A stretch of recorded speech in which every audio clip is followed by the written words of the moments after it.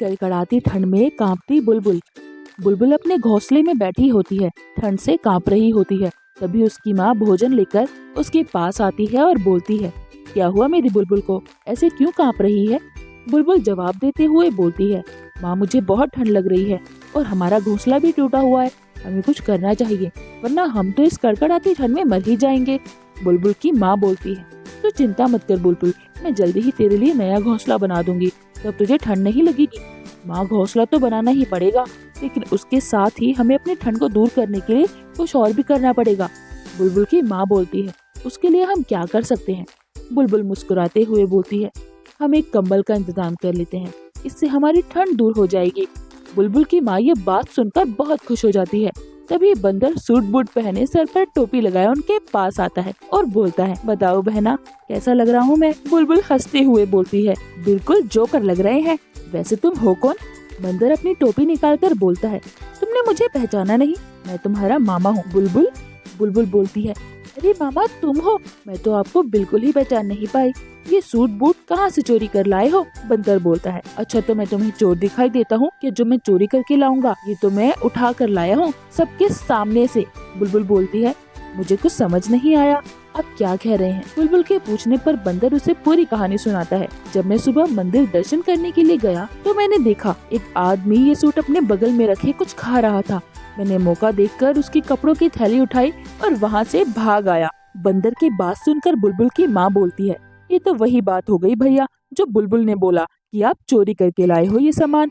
बंदर बोलता है, चोरी पीछे से की जाती है, चुपके से, मैं सबके सामने से उठा कर लाया हूँ, वो मुझे पकड़ ही नहीं पाया।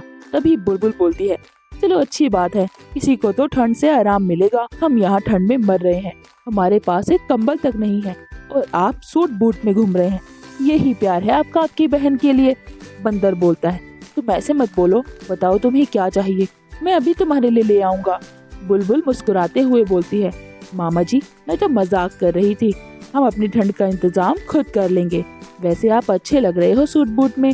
कुछ देर बाद बंदर वहाँ से चला जाता है और जंगल के सभी जंगली जानवर, पशु पक्षी ठंड से निपटने के लिए अपने अपने घरों में ही घुसे रहते हैं। किसी को भी अपने घर से बाहर निकलने की हिम्मत नहीं होती, लेकिन बुलबुल से अपने घोंसले में बैठा नहीं जाता। एक दिन वो कबूतर के घोंसले में जाती है और बोलती है, तुम लोग ऐसे छुपकर बैठे हो जैसे बाहर बर्फ गिर रही हो। माना बाहर ठंड है, लेकिन इसका मतलब ये तो नहीं ना कि हम अपने साथियों से ही मिलना छोड़ दें, एक दूसरे के साथ हंसना खेलना कूदना छोड़ दें। तभी कबूतर बोलता है, तो तुम्हारा क्या मन है, इस ठंड में बाहर निकलकर अपनी कुल्फी बनवा लें? बुलबुल बोलती है, तो तुम तो ऐसे बोल रहे हो जैसे मुझे ठंड का एहसास नहीं है। कबूतर जवाब देता है, ठंड का एहसास होता तो ऐसे थोड़ी ना बोलती, तुम्हें तो भोजन लाने के लिए भी जाना नहीं पड़ता, वो भी तुम्हारी माँ ला कर देती है, हमारे पास तो माँ भी नहीं है। उसकी बात सुनकर बुलबुल निराश होकर अपने घोंसले में पहुँचती है और देखती है कि उसकी माँ ने एक नया घोंसला तैयार कर दिया होता है, जिसे देखकर वो बहुत खुश होती है और बोलती है, माँ ये घोंसला तो बहुत बड़ा और सुंदर है, इसको देखकर तो मुझे लग रहा है कि अब हमें ठंड नहीं लगेगी, लेकिन इस ठंड की वजह से हमारे सभी साथी हमसे दूर हो गए हैं, कोई भी एक दूसरे से मिल नहीं पा रहा, कोई भी मेरे साथ खेलता नहीं है। तभी बुलबुल की माँ बोलती है, मेरे पास एक तरीका है जिससे सभी तेरे साथ खेलेंगे भी, अपने अपने घोंसलों में बाहर भी आएंगे। बहुत खुश हो जाती है बुलबुल ये सुनकर और बोलती है, कैसे माँ, क्या सच में ऐसा हो सकता है? बुलबुल की माँ बोलती है, हाँ हो सकता है, लेकिन जैसा मैं कहूँ तुझे वैसा ही करना होगा। बुलबुल जवाब देती है, ठीक है माँ, बताइए मुझे क्या करना है। बुलबुल और उसकी माँ दोनों मिलकर जंगल में लकड़ियाँ ढूंढकर आग जलाते हैं और बहुत सारा खाना खाने का सामान इकट्ठा करके बैठ जाते हैं।